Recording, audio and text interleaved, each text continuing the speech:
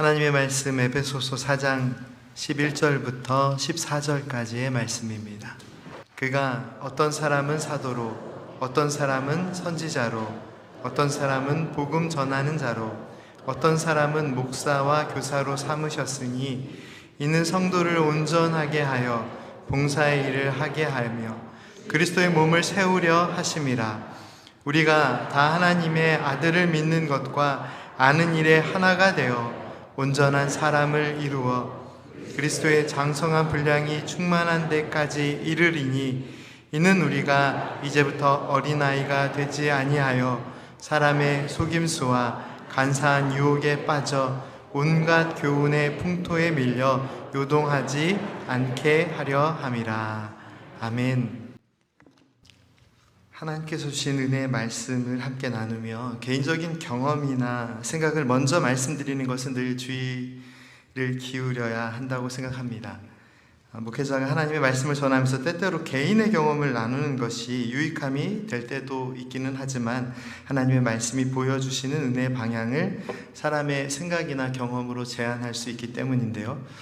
사도들께서 하나님의 말씀을 전할 때 개인의 경험이나 생각을 완전히 배제하기보다는 때때로 자신의 삶을 통해 더욱 깊이 체험되고 정리된 말씀의 은혜를 나눴듯이 오늘은 하나님의 말씀에 그 은혜에 집중하면서 제 개인적인 생각 하나를 먼저 나누고 싶습니다. 사실 지난 몇 주간 저를 괴롭혀온, 마음을 무겁게 한 어떤 상황에 대한 이야기입니다. 제가 3주 전 주일 이 강단에서 말씀의 은혜를 나누면서 제가 박사과정에서 공부하면서 힘들 때 가끔 위로가 되는 영상이 있었음을 나누었습니다. 기억하실 텐데요. 1980년대 후반에 만들어진 다큐멘터리 영상으로 60년대와 70년대 초반의 삶의 이야기를 들려주는 그때를 아십니까? 라는 다큐멘터리 시리즈 영상 중에서 박사 따서 올게요 라는 영상이 저에게 많은 위로가 되었다는 이야기를 나누었습니다. 그런데 이 이야기를 나눌 때 제 유학 생활이 힘들기는 해도 예전에 먼저 유학을 하신 분들이 겪은 어려움에 비하면 아무것도 아니고, 그래도 저는 주유소나 식당에서 일을 하지 않았고 잔디를 깎지 않고 목회자로서 교회에서 사역을 할 수 있어서 감사했다는 표현을 드렸습니다. 그런데 이 말씀에 이 이야기를 나누고 나서 그 주부터 계속 마음이 불편하고 괴로운 것입니다. 생각해보니 많은 분들이 이민 생활을 하시면서 때때로 주유소나 식당에서 일도 하시고 열심히 살아오셨을 텐데 저는 그런 일 하지 않고 목회를 해서 참 감사했습니다. 이 표현이 어떻게 들렸을까 염려가 되고 참 마음이 무거웠습니다. 사실 그러한 표현을 한 데는 나름대로 이유가 있습니다. 조금 별명처럼 들리겠지만 설명을 드리면 다큐멘터리 영상에서 1960년대 유학을 와서 대부분의 학생들이 금전적으로 여유가 없다 보니까 이런저런 일을 하면서 생활비를 벌어야 하는 경우가 많았고, 그러면서 이제 예를 든 것이 주유소나 식당 그리고 잔디 깎는 일을 했는데 그마저도 사실은 구하기 참 어려웠다라는 이야기를 했습니다. 저도 유학을 하면서 넉넉하지 않은 생활 형편에 일을 하면서 공부를 해야 했었는데 그래도 목회자인 제가 다른 일보다도 목회자로서 가장 행복한 말씀을 전하고 사역을 하면서 공부를 할 수 있어서 참 감사하다는 고백을 나누고 싶었습니다. 그런데 그러한 표현이 제가 의도했던 바와는 달리 혹시 불편함으로 느껴지시는 성도님들이 계시지는 않을까, 그 생각 때문에 참 마음이 무거웠습니다. 제가 지금 이런 고백을 드리는 이유가 누군가 저를 비난했기 때문이 아닙니다. 마음에 상처받았습니다라고 말씀하셔서 드리는 얘기가 아닙니다. 늘 처음에도 말씀드렸지만 어떤 비난이나 또 상황 때문에 마음 상해서 그것을 이 말씀을 전하는 시간에 나누고 싶지는 않습니다. 누구나 사람마다 생각이 있기 때문에 때로는 사실과 너무 다른 이야기들이 있을 때도 있겠죠. 그렇지만 목회자가 늘 고백하듯이 사람 보고 목회하는 게 아니니까 하나님의 사랑을 전하면서 함께 나누면서 함께 신앙생활 하는 것은 맞지만 목회자가 사람을 보는 것이 목회자에게는 아주 치명적인 연약함이기 때문에 하나님만을 의지하고 목회를 해야겠다 늘 마음속으로 다짐하고 있기 때문에 누가 뭐라 그랬어요 설명드리는 것은 아닌데, 제 스스로 함께 나누었던 말씀의 은혜를 돌아보거나 또 제가 나누었던 어떤 이야기 속에서의 표현이나 이런 것들을 기도하면서 또 종종 생각해 보는데, 그럴 때마다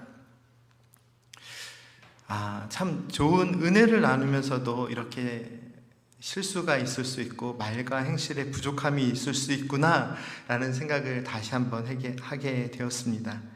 이런 제가 어떻게 하나님께서 기뻐하시는 목회를 온전히 감당할 수 있을지를 이 시간 함께 고민하고 싶습니다. 그래서 지난 몇 주간 제 마음을 무겁게 만들었던 이야기를 먼저 나누었습니다.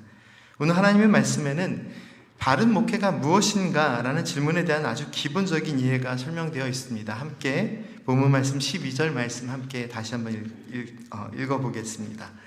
이는 성도를 온전하게 하여 봉사의 일을 하게 하며 그리스도의 몸을 세우려 하심이라. 아멘. 주님 뜻 따라서 이 봉사의 일을 하게 하며, 이것도 사실은 조금 주의 깊게 해석을 해야 되는데요, 봉사 많이 하실 수 있도록 옆에서 막 시키는 게 담임 목사의 역할은 아니고, 성도님들을 예수 그리스도의 사랑 안에서 온전케 하는 것, 그리고 그리스도의 몸으로 세우는 것, 그리스도의 몸을 세우는 것이 목회의 중심이라고 가르쳐 주십니다. 그런데 이 말씀의 가르침과는 달리 저를 포함한 많은 목회자들의 말과 행동이 사실은 은혜를 끼쳐야 하는, 또 성도님들의 영적 성장을 도와야 되는 그런 목회자들이 먼저 그 말과 행동에 연약함이 있다는 것이 늘 제가 목회를 하면서 고민이 되는 부분입니다. 온전케 하는 신앙을 하실 수 있도록 도와드려야 되는데 혹시나 방해가 되는 목회가 되지는 않는지 참 고민이 될 때가 많습니다. 이 성경 말씀의 한국말 표현 목사라는 단어는 오직 이 에베소서 4장 말씀에만 등장하는 단어입니다. 하지만 보다 깊이 말씀의 의미를 살펴보면 여기에서 목사로 번역된 원문의 표현은 그 원형이 포이맨이라는 단어인데 목자를 뜻하는 단어입니다. 목자를 뜻하고 보호한다는 말에서 온 표현입니다. 그래서 때때로 목회자를 목자라고 표현하는 이유도 성경적인 근거가 있는 이야기인데요, 바로 이 성경 말씀이 목사라는 말과 목자라는 표현을 같은 의미로 설명하고 있기 때문입니다. 목사라는 말은 그래도 어떤 직분에 대한 표현이라 사실 목회자로서 부담은 덜한데, 목자라는 말은 양무리를 이끄는 존재를 지칭하기에 사실 너무나도 부담스러운 표현입니다. 그런데 그 거룩한 부담감 속에서도 목자의 사명을 감당함에 있어서 기쁨이 넘침으로 이 사명을 감당해야 되는 이유가 이 본문 말씀 안에 선포되고 있는데요, 그 진리가 무엇인지 다시 한번 함께 살펴보겠습니다. 11절 말씀 함께 읽겠습니다. 그가 어떤 사람은 사도로, 어떤 사람은 선지자로, 어떤 사람은 복음 전하는 자로, 어떤 사람은 목사와 교사로 삼으셨으니. 아멘. 이 말씀의 주체가 되시는 분은 예수님이십니다. 저도 어느 순간 결단하고 하나님 앞에 제 삶을 드리면서 제가 목회자가 되겠다고 헌신하였으나, 그러나 이 성경 말씀은 어떤 사람을 사도로, 어떤 사람은 선지자로, 어떤 사람은 복음을 전하는 사람으로, 어떤 사람은 목사와 교사로 주님께서 삼으셨다라고 가르쳐 주십니다. 그래서 이 연약하고 부족한 사람이지만 또 제 스스로의 부족함을 잘 알고 있으나, 그러나 이 부족함 속에서도 목자의 사명, 그리고 목회자로서 하나님께서 원하시는 사명을 감당하는 것이 늘 부담으로만 느껴지는 것이 아니라, 이 연약함을 하나님께서 채우시고 붙들어 주심에 너무 감사하는 그런 목회의 순간들이 참 많습니다. 이어지는 12절 말씀 속에서 성도를 온전하게 하며 봉사일을 하게 하며 그리스도의 몸을 세우는 이 역할이 어떤 직분을 맡겨주신 그 사람에게 있는 것 같으나, 이 어떤 사람을 목사로 세우신 분이 예수 그리스도이시기 때문에 이 말씀의 진짜 의미는 성도를 온전케 하고 그리스도의 몸으로 세우시는 분이 예수님이심을 가르쳐 주시는 말씀입니다. 본문 말씀에 앞서 7절 말씀은 다음과 같이 선포하고 있는데요. 우리 각 사람에게 그리스도의 선물의 분량대로 은혜를 주셨나니. 이 각 사람이라는 말은 어떤 사람이라는 표현과는 다른 표현이죠. 각 사람이라는 표현을 통해서 확인할 수 있는 것은 하나님의 은혜는 어떤 특정한 사람에게만 주어지는 것이 아니라 모든 믿음의 사람들에게 저마다 하나님께서 주시는 은혜가 있음을 강조해 주시는 말씀입니다. 그 은혜 안에서 성도 각 사람에게, 목회자뿐만 아니라 성도 각 사람에게 주신 은혜가 있음을, 은사가 있음을 가르쳐 주시는 말씀이죠. 그래서 이 에베소서 4장 전체 말씀이 강조하고 있는 그런 말씀의 은혜가 무엇인지를 우리가 확인해야 되는데요. 4장 11절 12절 말씀만 보면 사도든 선지자든 복음을 전하는 사람이든 목사든 아니면 교사든 이 특별한 사람들에게 주어지는 은혜가 있다라고 강조되는 것 같으나 이 말씀의 강조도 사실은 에베소서 4장 전체의 말씀의 은혜 안에서 선포되는 말씀이기 때문에 모든 성도들이 하나님의 크신 은혜 가운데 부르심을 받았고 저마다 하나님께서 주신 은사가 있고 그리스도의 몸의 지체로서 저마다 은혜로 감당해야 할 사명이 있음을, 그리고 실천해야 할 신앙의 삶이 있음을 우리는 이 말씀의 은혜를 통해서 확인할 수 있습니다. 모든 사람들에게 그리스도의 선물대로, 그 은사대로, 은혜대로 불러주신 그 은혜 안에 사도로 부르심을 받은 사람도 있고 목사로 부르심을 받은 사람도 있습니다. 그러나 이것이 어떤 특정인의 삶의 목표가 되는 것은 아닙니다. 온전케 하시는 하나님의 뜻이 목사에게만 제한되는 이야기일까요? 그렇지 않겠죠. 오늘 우리에게 주신 하나님의 말씀은 내가 사도로 부름을 받았던지 목사로 부르심을 받았든지 아니면 집사나 권사, 장로로 세움을 받았든지 아니면 아무런 직분이 없다고 해도 내가 예수님을 믿는 믿음의 삶 속에서 무엇을 목적으로 삼고 살아야 하는지가 잘 설명되어 있습니다. 그것이 무엇인지 13절 말씀을 통해 확인하겠습니다. 13절 말씀입니다. 함께 읽겠습니다. 우리가 다 하나님의 아들을 믿는 것과 아는 일에 하나가 되어 온전한 사람을 이루어 그리스도의 장성한 분량이 충만한 데까지 이르리니. 아멘. 그 무엇보다 예수님을 믿는 믿음의 사람은 예수님을 믿는 것과 아는 일에 하나가 되어야 합니다. 온전한 신앙의 삶이 무엇입니까? 예수님을 믿는 것과 아는 일에 하나가 되는 것, 그것이 온전한 사람을 이루는 방식임을, 온전한 믿음의 삶에 있어서 가장 중요한 것임을 말씀은 우리에게 가르쳐 주십니다. 이것이 그리스도인이 살아야 할 신앙 생활입니다. 그리고 말씀이 가르쳐 주시는 그리스도인의 삶의 목표가 있습니다. 그리스도인의 삶의 목표가 무엇입니까? 그리스도의 장성한 분량이 충만한 데까지 이르는 것이 그리스도인의 삶의 목표임을 말씀은 선포하고 있습니다. 조금 복잡하게 설명되어 있지만 그리스도의 장성한 분량이 충만한 데까지 이르는, 조금 복잡하게 느껴지지만 그리스도의 완전하심을 바라보라는 말씀의 의미입니다. 그리스도의 완전하심을 바라보는 믿음의 삶을 살라고 선포하십니다. 우리의 삶의 목표가 그리스도께 이르는 삶이 되어야 함을 가르쳐 주시는 말씀입니다. 성도님들의 삶의 의미와 목표는 이 말씀이 선포하고 있는 대로 주님을 바라보고 주님께 이르는 삶으로 매일의 삶이 이어지고 있습니까? 우리의 삶의 순간순간마다 우리의 말과 뜻과 행실이 그리스도께 이르는 그런 믿음의 삶으로 이어지고 있습니까? 우리가 교회에서 신앙생활 하면서도 성도와 성도가 서로 교제하는 그 교제 가운데 나누는 대화가 예수님께 이르는 대화가 되어야 합니다. 성도님들뿐만 아니라 저 자신도 그렇습니다.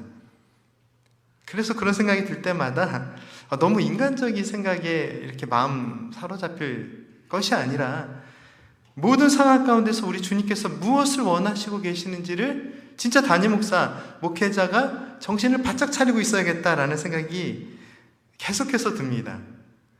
20세기 실존주의 철학을 대표하는 철학자 하이데거는 인간을 세상에 있는 존재, 세상에서 살고 있는 존재로 정의했습니다. 그의 설명처럼 인간은 세상 속에 던져진 존재로서 세상 속에 살아가면서 존재의 의미를 찾아가면서 살고 있죠. 그리고 인간에게는 세상 속에 다른 존재와 어떤 관계를 맺고 살아가는지가 매우 중요한 삶의 문제이고 또한 삶의 의미입니다. 하지만 오늘 우리에게 주신 하나님의 말씀은 그리스도인에게 보다 더 중요한 삶의 의미가 있음을 가르쳐 주십니다. 지난 주일 우리에게 주신 하나님의 말씀의 은혜가 무엇입니까? 예수를 깊이 생각하라. 이게 우리에게 주신 하나님의 명령이며 우리가 살아야 될 신앙의 삶의 중심입니다.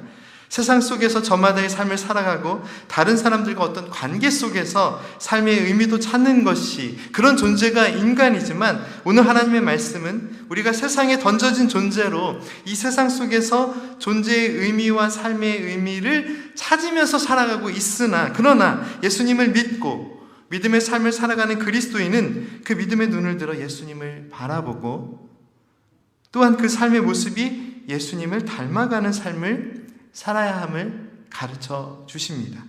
다시 말해서 그리스도인은 세상에 던져져서 세상 속에 얽혀있는 삶 가운데서 삶의 의미와 목표를 찾는 삶이 그런 삶을 살아야 하는 것이 아니라 그리스도를 닮고 그리스도가 삶의 목적이 되는 인생을 살아야 한다라고 가르쳐 주십니다. 우리 성도님들의 삶 가운데 삶의 목표가 무엇입니까? 삶의 목적이 무엇입니까? 예수 그리스도가 삶의 목적이 되어야 합니다. 그리스도를 닮고 그리스도가 삶의 목적이 되는 인생이 무엇을 의미할까요? 무엇보다 믿음의 주여 온전하게 하시는 예수님을 바라보고 예수님을 깊이 생각하는 믿음의 삶을 살아야겠죠. 다시 말해서 예수님이 기준이 되고 예수님의 말씀이 중심이 되고 날마다 예수님과 동행하는 믿음의 삶을 살아야 합니다. 그렇다면 이 세상을 살아가면서 삶의 어려움들이 찾아올 때 그리스도인은 무엇을 해야 할까요? 우리가 늘 고백하는 대로 기도하고 주님 바라보고 우리의 염려를 내어놓고 말씀 의지하며 살아야겠죠. 그런데 그렇게 구체적인 삶의 실천들, 그렇게 살아가는 삶의 구체적인 실천들이 무엇입니까? 우리의 상황 속에 함께 하시는 믿음의 주여 온전케 하시는 예수님을 바라보는 믿음의 삶이 어떻게 우리의 삶 가운데 표현되고 있습니까? 가정이나 교회 그리고 사회 안에서 갈등과 어려움의 문제가 찾아올 때 그리스도인이 어떤 행동을 해야 할까요? 우리의 문제와 갈등 속에서 우리가 경험하는 이 문제와 갈등 속에서 예수님을 생각하는 믿음의 실천을 해야 합니다. 이 문제 속에서 우리는 늘 문제를 생각하는데 이 문제 속에 함께 계신 예수님의 마음이 무엇인지 하나님의 계획이 무엇인지를 바라볼 수 있어야 하겠죠. 예수님을 삶의 목적으로 삼는다? 어떻게 보면 많은 그리스도인들에게 어색한 표현입니다. 그런데 성경 말씀이 가르쳐 주신 우리의 삶의 목적입니다. 우리가 성장하고 성숙한 그런 인간의 삶을 살려고 많이 노력하죠. 그래서 공부도 하고 다른 사람들과 관계에 있어서도 참 조심스러운 여러 가지 고민하고 또 생각하고 그런 인간관계를 맺으면서 살아갑니다. 그런데 성경 말씀은 그것이 우리의 삶의 목적이 아니라고 분명하게 가르쳐 주십니다. 우리의 삶의 목적이 예수님이 되어야 된다라고 가르쳐 주십니다. 우리는 우리의 삶의 목적이신 예수님을 향하여 날마다 한 걸음 한 걸음 나아가는 믿음의 삶을 살아야 하고 그 믿음의 신앙을 고백하며 그 믿음 가운데 우리를 예수님께로 우리의 삶의 목적이신 예수님께로 이끄시는 하나님의 그 사랑에 감격하며 이 자리에 나와 예배를 드리고 있습니다. 그 어떤 예배도 다른 목적으로 드려지는 예배는 없어야 합니다. 오늘은 부족한 제가 우리 교회 위임 목사로 위임을 받는 날이고 위임 예배가 드려지는 날입니다. 우리가 드리는 위임 예배에 다른 생각들이 들어올 수 있을까요? 들어와야 할까요? 무언가 이 위임 예배를 통해서 어떤 안 좋은 생각들을 결정했다면 하나님 보시기에 그 목회는 아주 망해야 할 목회입니다. 정말 부탁드리고 싶습니다. 이 위임 예배는 하나님의 영광이 드러나는 자리고 예수님만 드러나는 자리입니다. 이 위임 예배에, 이 위임식에 그 어떤 생각도 넣을 수가 없습니다. 앞으로도 마찬가지입니다. 우리가 드리는 이 예배 가운데 다른 어떤 잘못된 생각들이 있다라는 생각, 너무 인간적인 생각입니다. 예수님을 목적으로 사는 사람들이 예배를 두고 다른 어떤 생각을 넣어서는 안 됩니다. 현대교회 안에서 목사의 직분에 담임 목사, 협동 목사, 전임 목사, 임시 목사, 부목사, 교육 목사 등등 여러 가지 명칭이 있습니다. 잘 아시고 계시겠지만 교회 헌법은 위임 목사를 제외한 모든 목사직은 담임 목사라 할지라도 임시직으로 정의합니다. 이것이 무엇을 의미하냐면 담임 목사이든 위임을 받지 못한 담임 목사는 담임 목사이든 또 협동 목사이든 부목사이든 교육 목사이든 모든 목사직은 정기적으로 노회나 교회의 허락을 받아 시무를 연장해야 함을 의미합니다. 평생 목회자로 살아온 저에게도 사실 이런 부분들은 부담이 됐으나 그러나 또 돌아보면 아무런 문제가 되지 않았습니다. 그런데 담임 목사가 이제 심무하는 교회에서 위임 목사로 청빙을 받고 소속된 노회로부터 위임을 받았기 때문에 이제는 목사님도 무언가 목사님 원하시는 것대로 하셔야 됩니다. 이 얘기도 잘못된 이야기고요. 이제 위임을 받은 담임 목사도 이제는 내가 뭔가 내 뜻대로 제 신임을 더 이상 묻지 않고 담임 목사직을 수행할 수 있으니까 뭔가 내가 계획한 대로 할 수 있겠구나라고 생각하는 것도 잘못입니다. 저는 지난 1년 동안 목회를 하면서 제가 위임을 받지 않은 담임 목사이기 때문에 무언가를 하지 못했다라고 느낀 것은 한 번도 없습니다. 단 한 가지는 있었습니다. 임시당 회장님이 계신 거 좀 불편하더라고요. 교회에서, 당회에서, 또 교회에서 관심을 가지고 어떤 결정을 할 때마다 임시당 회장, 노회에서 파송한 임시당 회장님이 계셔야 된다는 것은 이 절차상으로는 조금 많이 불편하고 어려웠습니다. 그렇지만 담임 목사로서 목회를 함에 있어서 어떤 걸림돌이 있지는 않습니다. 그래서 1년이 되든 2년이 되든 3년이 되든 언젠가 위임 받을 때 받으면 되는 거니까 그런 것에 대한 고민은 없었는데요. 한 교회에서 임시로 목회하는 이제 목사가 아니라 이 교회에서 계속해서 사역을 하는 담임 목사로 세워지는 그런 위임이기 때문에 목회자에게는 큰 의미가 있습니다. 또한 더 이상 임시당회장이 아닌 위임을 받은 담임 목사가 담임 목회를 감당하기에 교회와 성도님들께도 분명 특별한 의미가 있는 위임 예배와 위임식이 되겠죠. 그래서 많은 교회들이 위임 예배를 잘 준비하고 때로는 성대하게 준비된 위임식을 거행하면서 큰 축하를 나눕니다. 그런데요, 이러한 의미를 잘 이해하고 있으면서 위임 예배가 무엇인지, 위임 목사가 무엇인지, 그래서 축하하고 싶은 마음이 참 크다는 것을 잘 알고 있으면서도 제가 지난 몇 주간 전혀 다른 모습의 위임 예배를 준비해 주시기를 또 드릴 수 있기를 성도님들께 부탁을 드렸습니다. 그 이유에 대해서는 여러 차례 말씀을 드렸지만 다시 한번 고백합니다. 교회는 예수 그리스도를 주로 고백하는 믿음의 사람들이 모인 믿음의 공동체로서 주님만이 영광을 받으셔야 하기 때문입니다. 지난 수요 예배 때 나주코 선교사님 오셔서 너무 귀한 말씀을 전해주셨는데 그 선교사님이 전해주신 말씀에 제가 큰 감동을 받은 표현이 있습니다. 예수님의 파워, 예수님의 authority, 목사의 파워와 목사의 authority가 아니라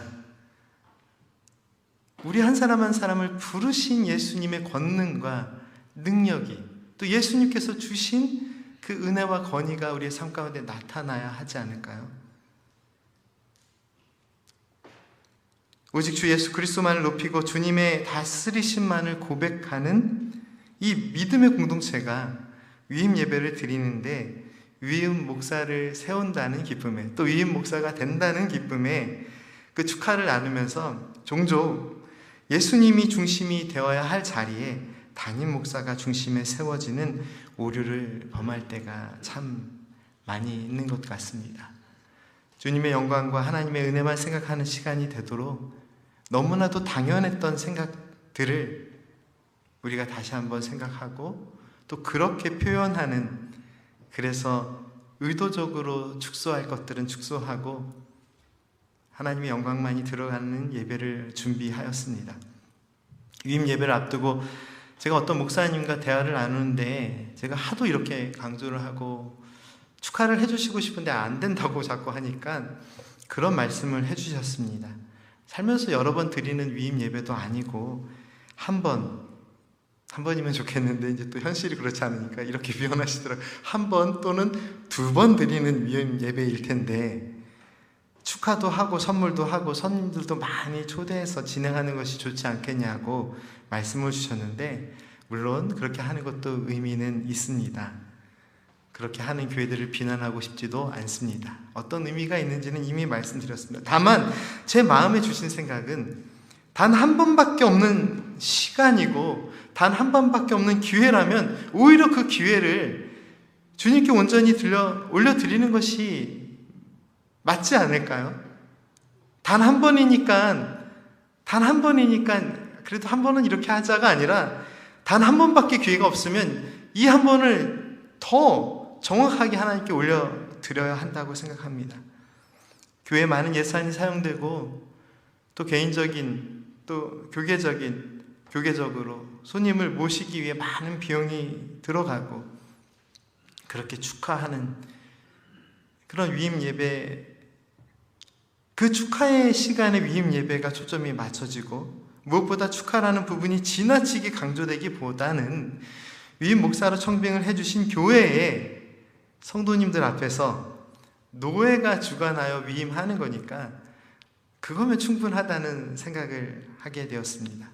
우리의 교회의 주인이신 예수님 바라보며 이 교회의 주인이 자칫 위임 목사가 되지 않도록 이 교회의 주인은 오직 예수님 한 분이십니다 라고 고백하고 모든 성도님들과 함께 예배를 드릴 수 있는 것, 그것이 하나님께서 기뻐하시는 위임 예배의 모습이 아닐까 생각하고 있습니다. 오늘 하나님의 말씀은 목회자는 그 무엇보다 주님의 몸된 교회를 위해 헌신된 사람이 되어야 하고, 목회자는 그 무엇보다 교회 성도님들이 그리스도 예수 안에서 온전케 되는 기쁨과 행복을 누릴 수 있도록 돕는 사람이 되어야 함을 가르쳐 주십니다. 그리고 그러한 삶을 살아가면서 우리의 삶의 목적 자체가 예수님이 되어야 함을 가르쳐 주십니다. 우리가 무엇을 하든지 어떤 결정을 하든지 예수님께서 높임을 받으시고 예수님께서 보여주신 삶의 모습을 닮아가는 그러한 삶이 우리의 삶의 방식이 되어야 합니다. 자신을 낮추시고 겸손히 하나님의 뜻을 이루셨던 예수님의 그 삶이 우리의 삶의 목적이 되어야 합니다. 그리고 우리의 삶의 목적은 예수님 한 분이셔야 합니다. 사랑하는 성도 여러분, 우리가 살아가는 인생 속에서 단 한 번 누릴 수 있는 영광의 순간이 찾아오면 우리는 무엇을 해야 할까요? 그 단 한 번의 시간도 주님의 이름만이 빛나는 자리로 드릴 수 있는 그런 믿음의 삶을 살아가는 저와 성도님들이 되기를 간절히 기도합니다. 단 한 번의 영광의 순간도 오직 예수님만 높임을 받으시는 은혜를 누리는 참 예배의 자리가 될 수 있도록 오늘 이 예배도 그리고 오후에 드려지는 위임 예배도 그런 마음으로 함께 기도해 주시고, 오늘 저와 성도님들의 모든 삶의 관심과 삶의 목적이 오직 우리 구주 예수 그리스도 주님 한 분만을 바라보는 온전한 믿음의 날이 되어야 함을 하나님께서는 말씀을 통하여 가르쳐 주십니다. 함께 기도드리겠습니다. 거룩하신 하나님의 그 사랑에 감사를 드립니다. 우리를 구원하기 위해 이 땅에 오신 주님 바라봅니다. 그 어떤 고난과 역경과 삶의 형편 속에서도 하나님의 크신 뜻 이루시며 그 사랑 가운데 우리를 구원하신 주님의 그 사랑을 바라봅니다. 주님 닮는 믿음의 삶 산다고 고백하면서도 예수 그리스도만이 주인 되시는 교회에서 우리가 함께 신앙생활 하겠다고 하면서도 우리의 삶의 고백과 이야기들이 너무나도 하나님의 뜻과 다를 때가 많이 있습니다. 오늘 이 예배가 우리 주님께서 우리의 삶의 주인 되시고 우리의 삶의 목적 되심을 고백하는 예배 되게 하여 주옵소서. 예수님의 이름으로 기도드립니다. 아멘.